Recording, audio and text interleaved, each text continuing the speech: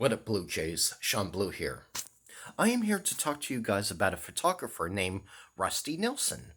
Rusty Nelson was hired by Larry King, Lawrence E. King, leader of the Black Republicans back in the 80s. He ended up going to prison. But Rusty Nelson was hired by Larry King. Very similar to what was going on with Jeffrey Epstein.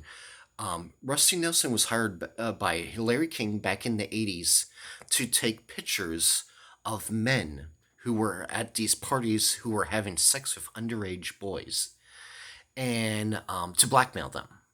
Because Larry King, like I said, was leader of Black Republicans. If you're blackmailing someone, you can control them, you can get their votes, you can get their money, like donations.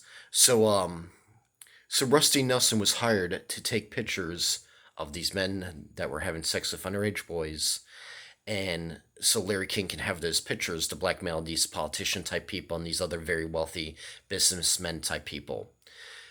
With these sex parties that were going on in the White House and along with many other places too, around in Washington at the time, Washington D.C. at the time, and and Rusty Nelson ended up becoming a whistleblower, and he ended up talking about it, which is great.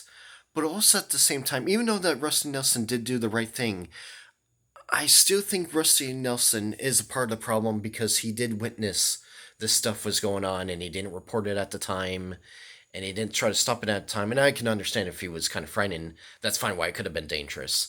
But why did he not report it like right after, like the next day or at least a week after? Why did he decide to blow the whistle many years after Larry King already got arrested? So yeah, Rusty Nelson ended up doing the right thing, but he did witness and was involved with blackmailing these pedophiles that were having sex with these boys.